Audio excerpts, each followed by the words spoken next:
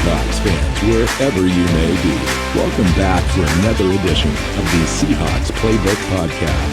Join your host, Bill Alvstad, and co-host, sports writer and football analyst Keith Myers as we talk Seahawks football.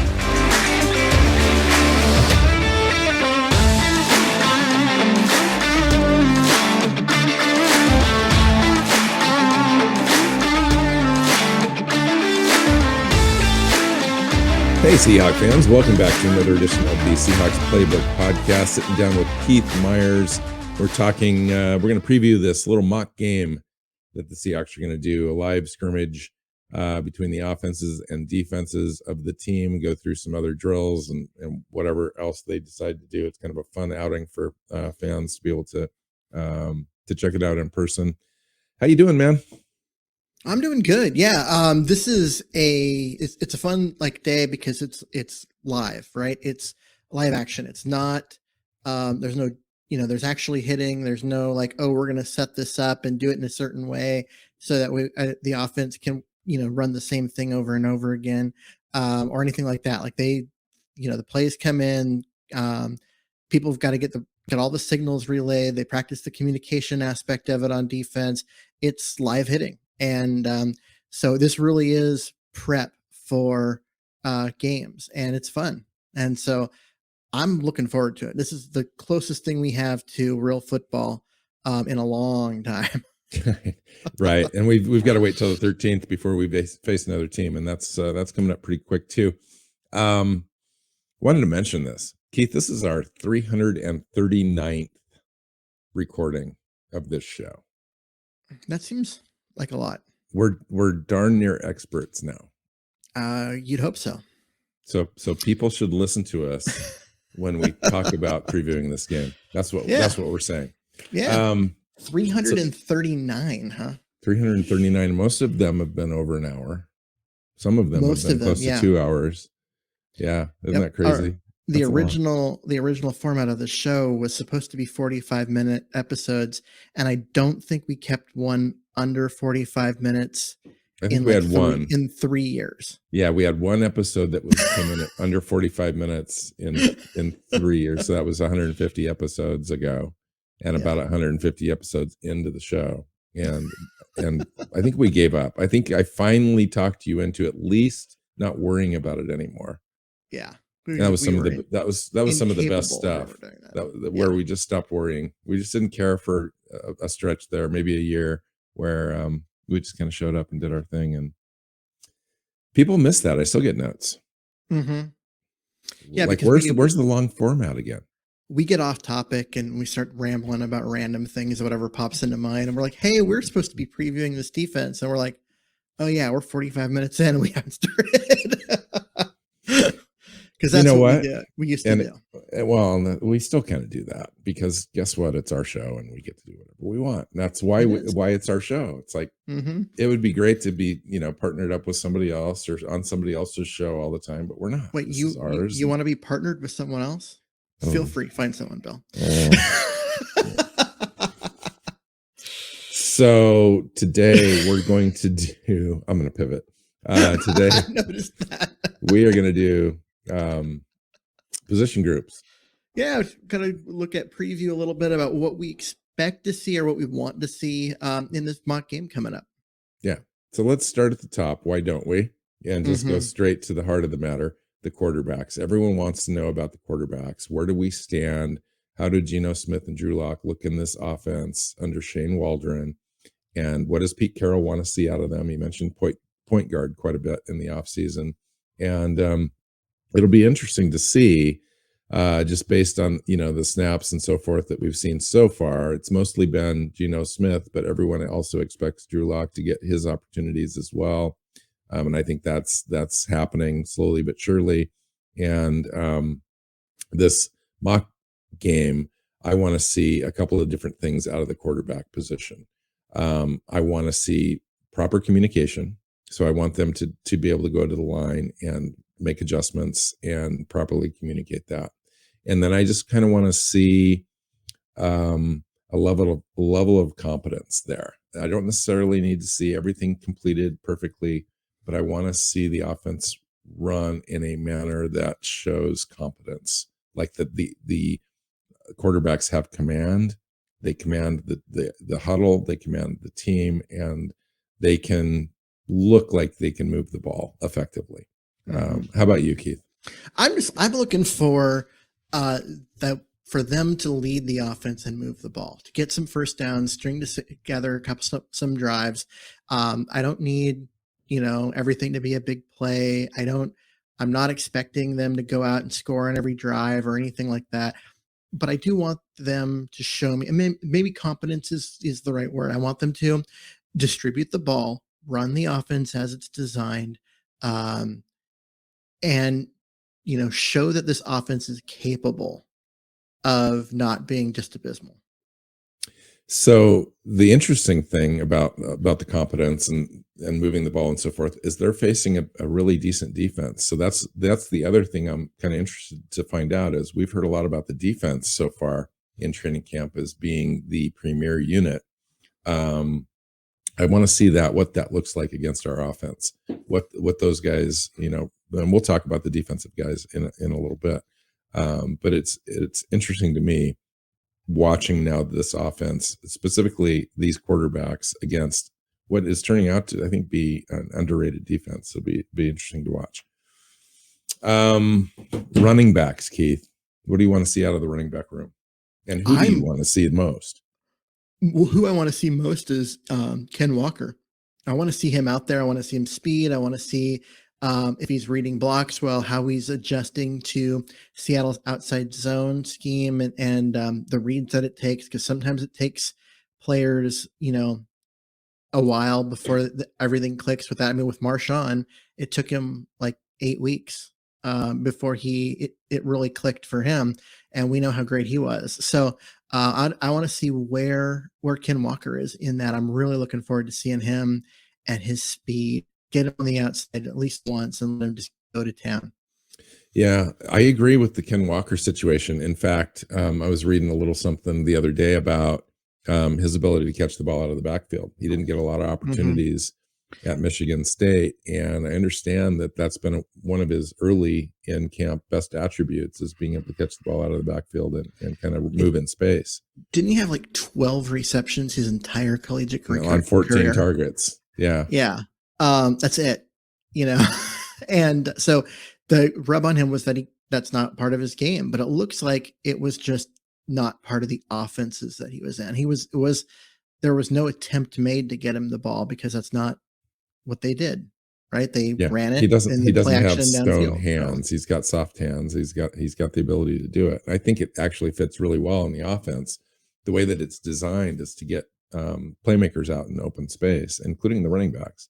So we'll see how they do that. They're not going to show a lot. They're not going to show their hand in this game most of the preseason, but at least you're going to get glimpses. These plays are in the playbook. They're just not very the very sophisticated ones. I'm actually looking at Rashad Penny. He's been able to stay healthy so far.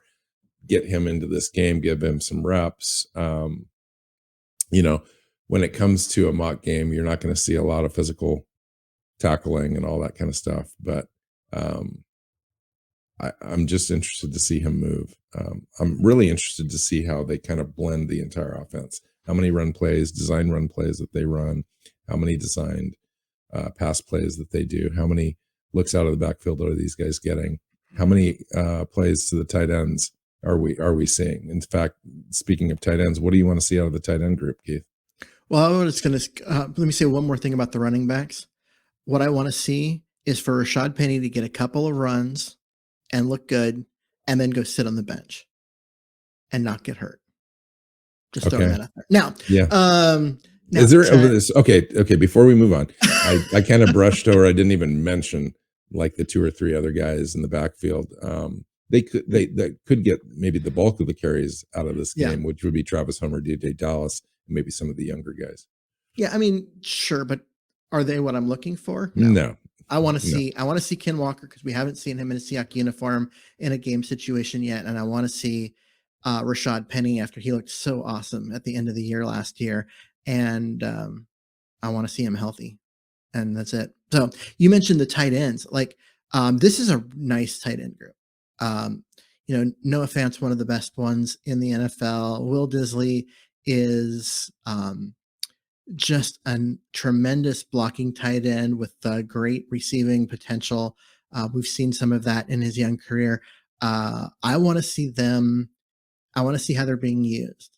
Are they able to get open in the middle of the field without having to get deep? Are we targeting them significantly more? Because remember, Wilson always had a hard time getting the ball to people over the middle. It wasn't what he did. He didn't really try. There weren't even a lot of attempts to the area of the field where normally you'd see the tight end making reception. So with a different quarterback, does that mean that we're going to see a guy like Noah Fant get 8, targets a game? I want to see what that looks like. I agree. I totally agree with you, and I do believe that they will be targeted more. I think this offense is really kind of geared, especially with these quarterbacks, to be able to get the ball out quick and over the middle of the field and use the field, spread things out.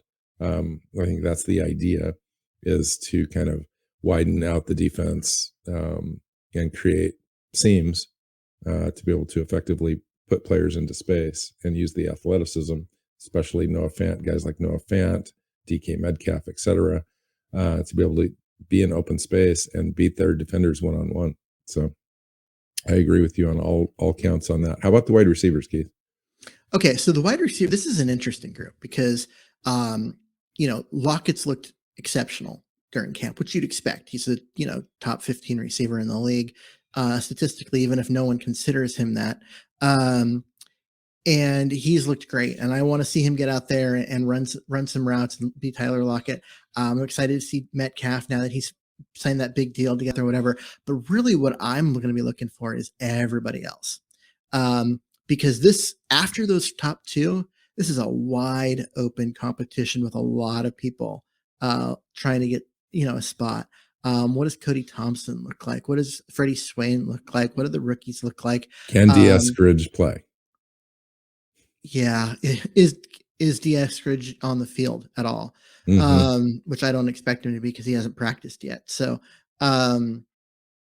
yeah, I mean, there's a lot of guys competing for like 3 or 4 spots, and yeah, none of those guys are like, I want to see what Marquise Goodwin looks like in a Seahawks uniform, because he's basically made Penny Hart just irrelevant in camp, because but Penny Hart's looked good though too. Well, what Penny Hart has done well, and why he's looked good in camp the last couple of years, even though it never translated in season, is doing stuff that Marquise Goodwin is better at. And so let's see how that plays out. Does Penny Hart come out and really show that he's more than just a straight line deep speed runner and can actually have a more evolved game? Penny Hart, I will say this, in practices is never ever going against the ones. He's always in the second, third, and fourth string running plays. So keep that in mind. Yeah, Cody Thompson, you mentioned. I understand he's had a great offseason, great camp, came into camp in shape. They like him. He's got a big body type. Kay Johnson's got a second year with the team, an opportunity, came as an undrafted guy out of North Dakota State last year. Bo Melton and Tariq Young, the 2 7th-round draft picks this year. Completely wildly different players. Tariq Young's more of a physical specimen who's going to be a special teams gunner and out muscle you for balls, while Bo Melton is going to juke you and create some space with his little shiftiness and speed. To be fun to watch that group. Okay, let's talk about the fun stuff now, Keith. The offensive line. We aren't going to really see them go head to head and battle against the defense too much. But we will. Do you want to see them the mock game? Yeah, we will during the mock game. But do you want to? What are you looking for specifically though from offensive linemen? So what I'm looking at from the offensive linemen is I want to see the defense throw everything they can at Charles Cross. Wow. And not no kid gloves. Take the kid gloves off. Throw everything you can at Cross, and make him work. And you know what's going to happen? Based on watching the game against Georgia, is he's going to win anyway. Yeah. And he's got the best feet of any lineman in this group right now. He's got the best feet at a tackle that I've seen since the Walter Jones, Tony Baselli, Jonathan Ogden. When that group of guys all retired and left the NFL, we haven't had a guy with feet like Charles Cross. Yeah, he can recover. I mean, it's, he might get beat a little bit on a speed little thing going on the outside, but he can quickly move back into position and regain dominance pretty quick. Pretty cool. His nickname is Sweet Feet. So I found that interesting because that's perfect. But yeah, like I want to see them throw everything they can at him. I also want to see what's going on the other side. The Stone Forsythe, Jake Curran, Abe Lucas, all getting shots to win that battle and become the starter. I still think it's going to end up being Jake Curran, but now there's talk of moving Jake Curran inside and letting Stone Forsythe have it. At the beginning and letting Abe Lucas be the swing tackle at the beginning of the year and maybe reversing those last two somewhere in the middle of the season, which would be interesting. But I would that is such a competitive group and a lot of talent. I mean, it's a high end group. Abe Lucas could be as good as anybody. And so let's go out there. I mean, it's a fun offensive line group. And I know that most people listening don't really care about offensive line. So I get that. But for me, it's a really fun group of guys. So I'm excited for it. So I haven't heard hardly anything at all about the center position in this training camp. Austin Blythe, I mean, for better or for worse, I just haven't heard his name. It's his job. I understand he's just holding down the fort and it's all good. Yeah. He's competent and he knows what he's doing. He knows the line calls based on time in the system.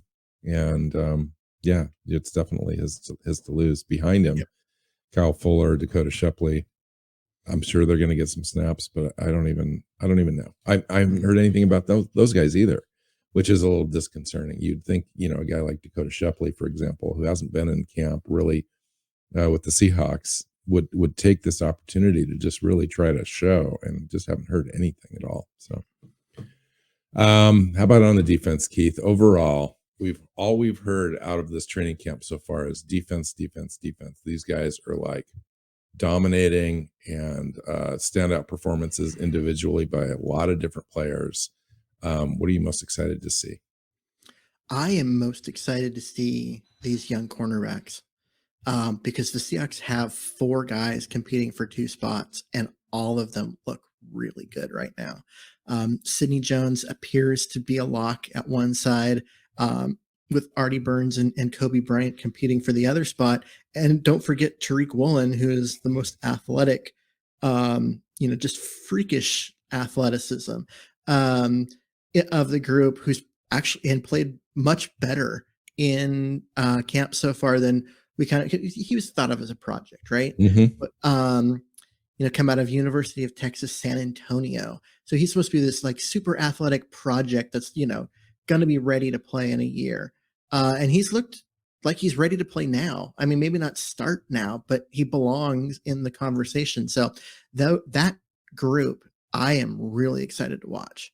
I will say that as much as we've heard about them, especially Kobe Bryant, who's looked fantastic, who hasn't stood out in any way, and it's been very disappointing? Justin Coleman. The guy who was in Seattle, was one of the best slot corners in the entire NFL, quietly just being great as that third corner before moving on, is back with the team and just doesn't appear to be the same guy. It's very odd. I'm kind of disappointed. So hopefully he'll come out and really show once we get game time. Yeah. I haven't heard anything about him either. But at this point, it's just so difficult to nail that down. like what responsibilities they're asking him to do, what the offenses are showing on the other side, et cetera. Who's he going up against? I haven't heard that he's been getting beat either. So, nor have I heard anything about Amadi or, Blair. I think Blair got beat on a throw. Oh, Amadi's made some really nice plays in camp. And I don't know about him getting beat on other plays, but his name has come up quite a bit on like, ooh, this was a really good play. And ooh, that was a really good, so he's having a good camp. Yeah, I haven't heard about most defenders getting beat on anything. I think the offense is really lagging, not making plays. DK Metcalf's back into camp, signed his deal, but he's kind of easing back into it. He's trying to build some rapport with those quarterbacks. Lockett, you mentioned in a prior show, was having a great camp so far. That's absolutely true. But everyone else is just kind of And you've got a ton of, young offensive wide receiver talent, I think, that is just itching to kind of have opportunities. And so we'll see if the quarterbacks can make some magic happen in this game. All right. So we've talked about the cornerbacks a little bit. There's a lot of young guys on the roster too, but I think the top 5 or maybe even 6 guys are pretty well locked in right now in this deal. How about safety? Jamal Adams has the big, huge club on his hand now. Quandre Diggs has got his new contract. He's looked great. Ugo Amadi, Ryan Neal, Marquise Blair. There's a couple of young guys in Josh Blount and Bubba Bolden, Scott Nelson, etc. Yeah, it was interesting to me that with both of veterans sidelined when Adams hurt his finger and was gone for a day, and Diggs had a day off, that it wasn't Ugo Amadi and Ryan Neal that came in and got the snaps with the ones. They the guy's first name is Josh. You said his name, and I just can't remember his last name. Josh Jones. It was Josh Jones. He was the guy who came in and got those snaps with the ones, and I was like, that's very interesting to me, because Ryan Neal and Ugo Amadi have been here. They've done it. We know that they can do it. Last 2 games of the year last year, Amadi was the starting free safety. We've seen Ryan Neal as a strong safety, both when Cam Chancellor was the starter and then with Adams as the starter. He's been able to come in and be, good in that role. So I was a little surprised to see someone else get the snaps with the ones, but it goes to show you that this may be a deeper group than I think people are used to seeing. How about middle linebackers? I'm going to distinguish those guys from the outside edge rusher linebackers, but how about in the middle, Cody Barton, Jordan Brooks? I've heard a ton of good, positive feedback so far on Cody Barton. Yeah, Cody Barton's looked really good in camp, and Jordan Brooks, basically they're saying he looks like he's the star they knew they were getting when they drafted him, that he's always in the backfield. Every time they run a play, Jordan Brooks has his hands on the running back in the backfield. And it's not just because there's no contact or whatever, but he's just getting upfield really fast, the way we were used to seeing Bobby Wagner do it. So that's really promising. My concern isn't those two. It's what's behind them. In order to run this defense, you need 2 interior linebackers with both the first and second team defense. And who's running that with the second team defense? Because there aren't really 2 other interior linebackers on this roster. And that's been troubling for me since, training camp started, and it's still that way. So we need to see who's going to be that next person, because they need a backup. You always have to have someone who's ready to come in and play. You need it because you're one play away from, depending on that person play in, play out. So, yeah. And one of those guys is on the PUP list right now, John Radigan, and I'm not exactly sure when they have him coming back. So we'll find out. Now, on the outside, it gets really interesting. In fact, this is where I think it gets real interesting in the scrimmage overall, is the outside edge rushers on this team. And we're talking about Nuasu and Daryl Taylor and Alton Robinson and Boye Mafe and now Smith as well. Tariq Smith just came off the PUP list this week as well. So what are you looking for in a mock game out of your edge rushers? Oh, I mean, obviously, I want to see guys get upfield and get around the corner. That's their job. But in this defense, that's not their only job. This isn't like they're playing. I was hoping you'd say this. It's not like they're playing, the Leo defensive end the way Chris Clemens used to. They're an outside linebacker, so they've got to get upfield and get around the corner and do the pass rush thing. But they also have to get outside and set the edge against the run. They have to drop back into coverage against tight ends if they're end up on the strong side. There's other responsibilities for them, and for the young guys, there's reads. They have to be able to, if the tight end does this is their responsibility. If they do this other thing, but then you also have to watch because it might be they start out blocking and the release, and that's on you. And how much thinking are they doing, and how fast are they playing? Because it's not an easy job. It really isn't. Yeah, no, I totally agree with your assessment there.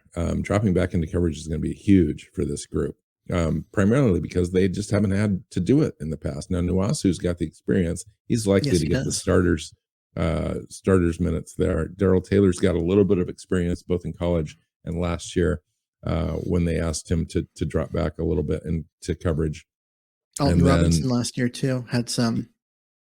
Yeah, it'll be interesting. I mean, the whole entire scheme kind of rests in this group. I mean, you definitely want to get some penetration with your guys up front. We're talking about Poona Ford, Al Woods, Brian Monet, Quentin Jefferson, etc. And Shelby Harris. But this outside edge rusher group is really foundational to how well the defensive backs are able to play, because you can only stick to guys for so long, and we've got to have some pressure. You've got to turn that power into speed, and speed into power, and just really affect the quarterback. And I'm just keying in on this group, not only in this game but probably the entire preseason, to see how we do. I mean, when you're going to switch to, I mean, they're going to be a multi-front. It's hybrid, but they're getting more and more to a 3-4 alignment. And in that alignment, you got three big bodies in the middle, and you want guys like Shelby Harris and Quentin Jefferson to get pressure up the middle. But you don't have on your defensive line, you don't have the Daryl Taylor. You don't have Carlos Dunlap. I mean, those are guys that you have bigger bodies up there on the line. So those guys have to be able to get at least a little bit of push up the middle. And that's harder to do. That's why the 3-4 getting the personnel is hard to set up, because I was just going to ask you about that. How do you think that we've done that transition this year? Well, the Shelby Harris acquisition was that transition. Getting him, and Quentin Jefferson to come too. Yeah, I mean, getting Shelby Harris really made it like, okay, because now we've got that 3-4 end that can be the big body and still get up the field. And then they managed to get Quentin Jefferson to come back to play on the other side. And that was great. I mean, so you have those two, and then you got your, Poona Ford, Al Woods, Brian Monet, kind of in the middle, and we'll play those other two spots, in short yardage and that kind of stuff. But it's a good, solid group. Like they made that transition much quicker than I expected them to. Yeah, I totally agree. That's why when you've said, playing multiple fronts, playing, some 4-3 looks, 3-4, etc. I have a feeling that they've made that transition a little faster than I think maybe even they thought. Yeah. Well, they have, but at the same time, like that came from Clint Hurt, the defensive coordinator. It's true, but that also came from him, I think, in February. No, I haven't heard him talk recently. It came from him in June. Oh, okay. They want to be hybrid. They want to be multiple. Yes, they're going to be more of a 3-4 than a 4-3. Kind of like Pete Carroll's defense was in 2010, 2011. Yeah, that's about it. And then they really went to starting in 2012. They really shifted more to a more traditional 4-3, even if it was the line was offset. They want to do that because they want to confuse opposing teams. They want to, you're going to prep for this and we're going to come out and do something different. And we're going to have a certain alignment. So your reads are all these particular keys. And then we're going to do something completely different because we're going to shift out of it. They want to be able to do that. And, but you're right. At the end, they're going to be more of a 3-4 team than anything else. And that transition on the defensive line happened quick. The transition at the linebackers didn't. It's been a slow transition over the last couple of years. Well, and you pointed to it in the fact that we don't have any depth at middle linebacker. And that's, I think, the biggest tell right there. And now I think we're going to be okay at outside linebacker. I think we've got some really good young players, and one guy that's been in the league for 4 or 5 years. But that's, there's a lot resting on a bunch of guys that don't have a lot of experience. If a guy in the middle gets hurt and they end up, I don't expect them to go to Donker or Radigan as a starter. I actually was looking at this and thinking about it, and I'm like, Nwasu is so athletic and experienced. I agree. He would move inside. They've got 4 other guys to be the outside linebacker, so they have that extra body. I agree. And move him in, and I think he'd do okay. It's not really. I say it's not really his thing, but I still think he'd do okay. I think the team really likes Joe Lion-Buahi in the middle there. They think that he was underrated in Chicago. Guy that's just a special teams guy, according to everyone, all the stats, etc. He's only had 5 or 6 or under 10 snaps in 4 seasons at linebacker in the NFL. But they like him because he knows the defense, he knows the calls, and I don't know anything about him as far as being athletic enough to play the position or strong enough or any of those things. I just know that the team trusts him at this point. Yeah. So we'll see. I mean, he's got like 10 snaps in 40. I mean, he could be Nick Bellore level linebacker as far as I know. I have no idea. I really don't. So we'll find out. Yeah. Anything else? How about our special teams? That's a big factor that we haven't really talked about very much. I don't know. No, we don't talk about it because come out. The 3 guys are set, so it's hard. That is true, but it's so much more than that, though. If we really think about it, and to me, and the reason I brought this up is that we've added so much speed and athleticism to this team that I would imagine that our special teams are going to greatly improve this year. And I was just curious as to what you're thinking about that.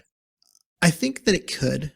They've added so much speed, a lot of young, inexperienced rookie speed that tend to overcommit and end up out of their lane and that kind of stuff. So it might be great for a few plays and then they give up a big return or that kind of stuff. So we'll see how that goes. But more for me, what I was thinking about was punt coverage, because you got Dixon who can hit the ball 65, 70 yards downfield, and usually doesn't because you don't want to outkick your coverage. But now you line up Tariq Woolen on the outside, and I don't think you can outkick his speed. So he's going to be able to just boom the ball as hard as he can, and the team and players are going to get downfield for him. That's going to be helpful. And on the short yardage, the shorter field, when it was John Ryan, they used to do this where he'd put the ball up in the air and the gunners would go down and catch it at the 3-yard line. And I think we're going to see, we've got the speed for them to be able to do that, to get downfield, turn, find the ball, and catch the ball, inside the 5. I would love to see that. Yeah. Fun. All right, let's get out of here. Everybody enjoy that game. And we'll come back next week and we'll talk about it a little bit.